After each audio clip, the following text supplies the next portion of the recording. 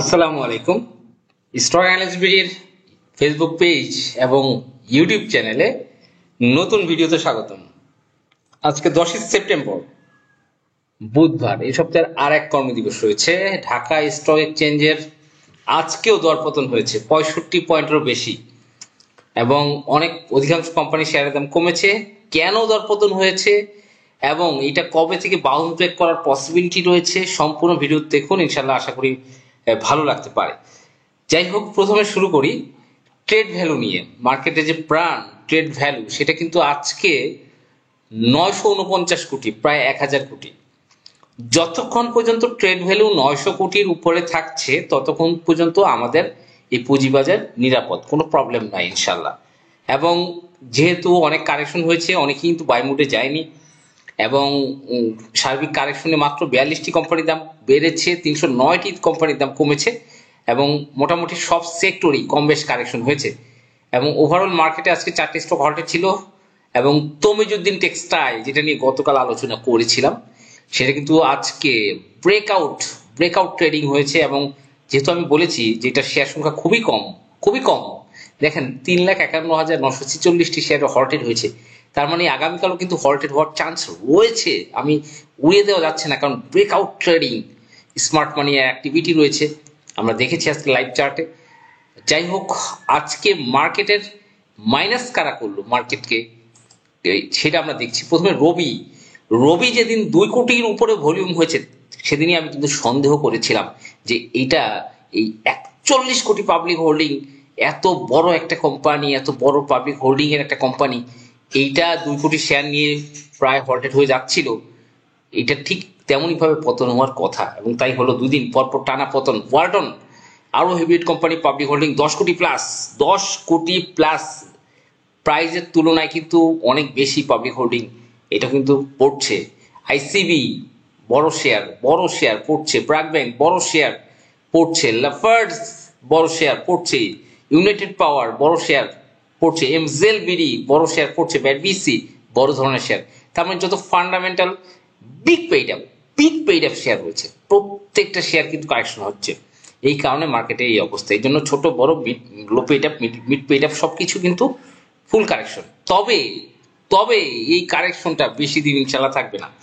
আমরা আশা করব আগামীকাল হয়তো ইন্ডেক্সটা নিচ থেকে বাউন্স ব্যাক করে একটা পিন তৈরি করবে।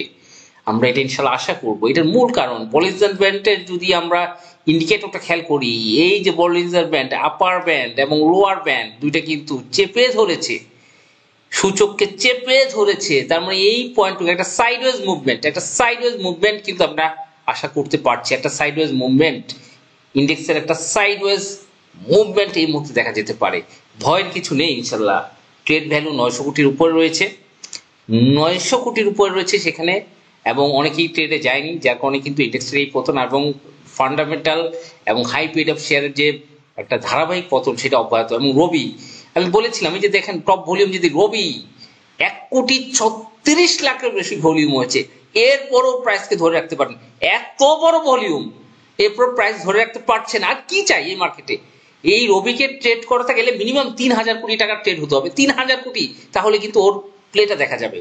এত বড় ট্রেড ভলিউমে ওর নিজেকে ধরে রাখতে পারছে না।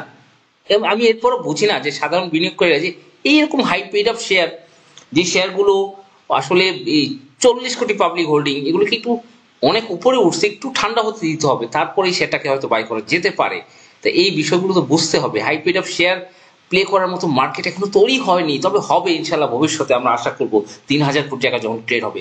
তা যাই হোক, এই যে দেখেন রবি 2,36,00,000 ভলিউম হলো, এইটাও কি তার হল্টেড করতে পারলো না? মানে এর থেকে লজ্জাজনক বিষয় আমার কাছে মনে হয় না পুঁজিবাজারে আছে। তো এরপরে তো কারেকশন হবেই, আর রবি কারেকশন হলে ওয়ার্ল্ড মার্কেট কারেকশন হবে। রবি, গ্রামীণ ফোন, এগুলো তো বিগ পেইড আপ।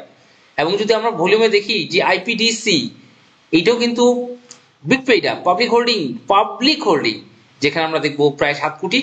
তারপরে সিটি ব্যাংক পরপর কারেকশন হয়েছে, 4 দিন 5 দিন কারেকশন, 1 2 3 4 5 দিন, এত বড় আসলে পাবলিক হোল্ডিং, সেখানে 63 কোটি প্লাস পাবলিক হোল্ডিং, 63 কোটি প্লাস সিটি ব্যাংক। এবং এই স্টকটা আজকেও প্রায় 52 লাখ প্লাস ভলিউম হয়েছে, কিন্তু নিজেকে ধরে রাখতে পারেনি, পতন হয়েছে। ই জেনারেশন, আইটি সেক্টর কারেকশন হয়েছে, এছাড়া আমরা দেখেছি ইটিএল, লঙ্কা বাংলা, ইনটেক কারেকশন হয়েছে, অনেকগুলো স্টক কিন্তু আজকে কারেকশনে গিয়েছে তা, এবং ভলিউম অনেক হওয়ার পরেও কারেকশন হয়েছে। তা যাই হোক, এই বিগ পেইডাপের কারেকশন শেষ হয়ে গেলে 2 দিনের মধ্যে মার্কেট ঘুরে দাঁড়াবে, টেনশনের কোনো কারণ নেই। এবং ব্যাংকিং সেক্টরে আইএফআইসি ব্যাংক 41 লাখ ভলিউম নিয়ে, প্রাইসের কোনো চেঞ্জ হয়নি। যমুনা ব্যাংক 30 লাখ ভলিউম নিয়ে correction, one bank 26 lakh plus volume নিয়ে কারেকশন। এরকম বিগ পেইডাপ শেয়ারগুলো বুঝে শুনে বাই করা দরকার। আসলে এরা কিন্তু যত বড় ভলিউম হোক, মার্কেটে যদি ভালো না থাকে তেমন একটা কন্ট্রিবিউশন করতে পারে না। 26 লাখ প্লাস ভলিউম নিয়ে যদি একটা শেয়ার কারেকশন হয়, কি বলার আছে। তা যাই হোক, আজকে একটা লো পেইড স্টক, মার্কেট যখন খারাপ থেকে ভালো হয়, বারবার মিস কল দেয়, তখন কিন্তু লো পেইড স্টক গুলো ভালো করে। এবং মার্কেট যখন ওঠে, লো পেইড স্টক দিয়ে কিন্তু ওঠে। কেন? কারণ এটা কিন্তু একটা সিম্বল আমাদের মার্কেটে, যে মার্কেট যখন কারেকশন থেকে উপরের দিকে যায়, লো পেইড স্টক গুলো ভালো করা শুরু করে এবং আস্তে আস্তে আস্তে আস্তে মার্কেটটা ওভারকাম করে। তো এই লো পেইড স্টকের মধ্যে বিডি অটোকার, আজকে এটা নিয়ে আলোচনা করতে চাই।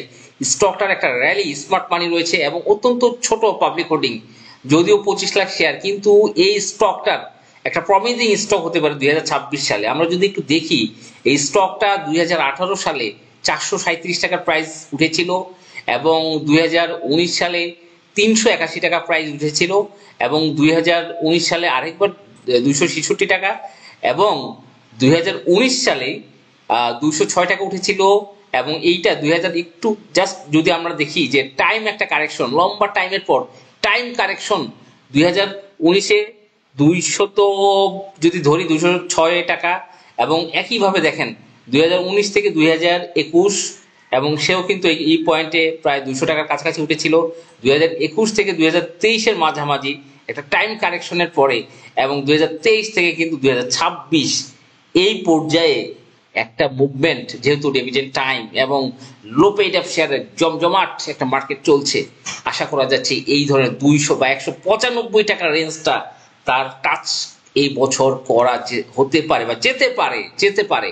তো এটার মূল কারণ কি, বা যেতে পারে এটার মূল কারণ কি? প্রথম কথা, বিডি অটোকার একটা খুবই পুরাতন কোম্পানি, সুপার সিএনজি যেটাকে বলা হয় বিডি অটোকার, 1988 সালে লিস্টেড হয়েছে।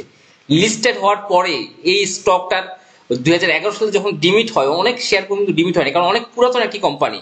অনেকে শেয়ার কিন্তু দেখা গিয়েছে 1990, 90, 91, 92, 95 সালে কাগজের শেয়ার 100 টাকা ছিল, তখন তো শেয়ার সংখ্যা খুবই কম ছিল। এখন 43 লাখ, তখন ছিল 4,30,000 শেয়ার। যখন 100 টাকার কাগজের শেয়ার ছিল তখন 4,30,000 ছিল। তো 100 টাকার ফেস ভ্যালু যে শেয়ারটা, দেখা গেছে 1990 সাল থেকে 2010 সাল পর্যন্ত অনেকেই অনেক শেয়ার, এই শেয়ারগুলো কিন্তু পরবর্তীতে ডিমিট করেন নাই। হয়তো কোনো বিনিয়োগকারী মারা গিয়েছেন বা ওয়ারিশ নিয়ে ঝামেলা হয়েছে, অনেক কিন্তু ডিমিট হয়নি। তো এই ডিমিট না হওয়ার কারণে এই শেয়ার সংখ্যা, ট্রেডেবল শেয়ার সংখ্যা কিন্তু অনেক কমে গিয়েছে। বর্তমানে মাত্র 6 লাখের মতো শেয়ার ট্রেড হয়। এবং 2 নম্বর যে কারণ, সেটা হচ্ছে 2019 সালে যে প্রাইসিং এটা হয়েছিল, 2018 সালে 400 টাকা থেকে 441 টাকা যে প্রাইসিং হয়েছিল, সেখান থেকে কিন্তু এই যে 200 টাকা এই লেভেলটা, এই জোনে হিউজ একটা শেয়ার কিন্তু আটক আছে। হিউজ একটা শেয়ার এই জোনটায় কিন্তু আটক। এই জোনে দেখা গেছে কি তাদের সেই পোর্টফোলিওতে সেই সেলগুলো আর হয়নি, এখানে আটক রয়েছে, কিনা রয়েছে। এবং এটা সময়কাল 2018 থেকে 2000, আমি যদি ধরি এক্সাক্ট টাইম 2023 সাল, এই সময়কালে এই 200 টাকা থেকে 450 এই লেভেলে হিউজ একটা শেয়ার আটক আছে। যেহেতু আটক আছে এবং অনেক পুরাতন একটা কোম্পানি, 1988 সালের কোম্পানি, তখন 100 টাকা ফেস ভ্যালু ছিল, 4,30,000 টোটাল শেয়ার ছিল। অনেক শেয়ারগুলো ডিমিট হয়নি 2011 সালে। খুবই কম মার্কেটের শেয়ার ট্রেডেবল, মাত্র 5 লাখ ভলিউম ক্যালকুলেশন। আমি যদি ভলিউম অ্যানালাইসিস করি, 5,82,998টি শেয়ার এই মার্কেটে ট্রেডেবল রয়েছে, আপ টু 155 টাকা। 155 টাকার ভিতরে মাত্র 6 লাখের কাছাকাছি শেয়ার কিন্তু ট্রেডেবল রয়েছে। এবং আজকেই কিন্তু ট্রেড হয়ে গিয়েছে 2,48,601টি শেয়ার। তার মানে বোঝা যাচ্ছে একটা টান টান উত্তেজনা চলছে। এবং এই বিডি অটোকার স্মার্ট মানি যেহেতু রয়েছে, এই বিডি অটোকার যেহেতু একটা যদি ব্রেকআউটের জন্য ভালো করার পসিবিলিটি রয়েছে। এবং আগামীকাল যদি সেটা ভালো করে, যদি ইনকেস ভালো করে, তখন কিন্তু এটা ব্রেকআউট হতে পারে। এবং ব্রেকআউট, লোপেটা ব্রেকআউট নিবে, ডাবল ডিডাবল হবে, এটাই কিন্তু আমরা দেখেছি। আইএসএন দেখেছি, ইনটেক দেখেছি, লোপেড গুলো ভালো করছে। এবং মার্কেটের সবচেয়ে লোপেড আপ, ম্যাক্সিমাম সবচেয়ে লোপেড আপের একটা বিডি অটোকার, যেটার পাবলিক হোল্ডিং খুবই কম এবং বাজারের ট্রেডেবল শেয়ার খুবই কম। এখন যদি দেখি বিডি অটোকার্স, তাদের যে বাংলাদেশ অটোকার্স লিমিটেড, তাদের সিএনজি রিফুয়েলিং এবং সিএনজি কনভার্সন তাদের সার্ভিস, এবং তাদের যে সিএনজি রিফুয়েলিং, এটা কিন্তু ঢাকা অবস্থিত বাংলাদেশ অটোকার্স লিমিটেড সুপার সিএনজি নামে পরিচিত, এটা তেজগাঁও ঢাকা। এবং তাদের যে আরেকটি সার্ভিস রয়েছে CNG conversion materials, CNG conversion করে, এবং তাদের বোর্ড অফ ডিরেক্টরস আপনারা দেখতে পাচ্ছেন, ওয়েবসাইটে গেলে পাবেন। এবং শেয়ার হোল্ডিং এ খুবই কম, পাবলিক হোল্ডিং খুবই কম। এবং যেহেতু এই শেয়ারগুলো 3 কোটি শেয়ার বাড়াতে হবে, নিশ্চয়ই একটা সিদ্ধান্ত আসবে। এবং সবচেয়ে বড় ব্যাপার হচ্ছে বিডি অটোকারের তেমন একটা এতটা লো পেইড এবং অল্প কিছু ভলিউম, আগামীকাল হয়তো 1.5 লাখ ভলিউম হলে হল্টেড হয়ে যাওয়ার পসিবিলিটি রয়েছে, যেহেতু মার্কেট ট্রেড 1.5 থেকে 2 লক্ষ শেয়ার ট্রেড হলেই হল্টেড হওয়ার পসিবিলিটি রয়েছে, উড়ে দিয়ে যাচ্ছে না। এবং যেহেতু এইটা কিন্তু উইকলি ক্যান্ডেল, এবং ক্যান্ডেল কিন্তু আমরা ব্রেকআউট যদি আমরা দেখি একটু এখানে চার্টে, তাহলে কিন্তু বুঝতে পারবো যে একটা ব্রেকআউট সিচুয়েশন কিন্তু রয়েছে, ব্রেকআউট করার পসিবিলিটি রয়েছে। এবং আশা করি আগামীকাল মার্কেট ভালো করার সম্ভাবনা রয়েছে। এছাড়া তমিজউদ্দিন টেক্সটাইল আজকে ভালো করেছে, এবং তমিজউদ্দিন টেক্সটাইল তার গতি ফিরে পেয়েছে। আপনারা জানেন এর আগে তমিজউদ্দিন টেক্সটাইল অনেক ভালো করেছিল। তা আমরা দেখবো আগামীকাল মার্কেট এগুলো কেমন করে। ধন্যবাদ, ভালো থাকবেন। পরবর্তী ভিডিও দেখা আমন্ত্রণ হলো। আসসালামু আলাইকুম।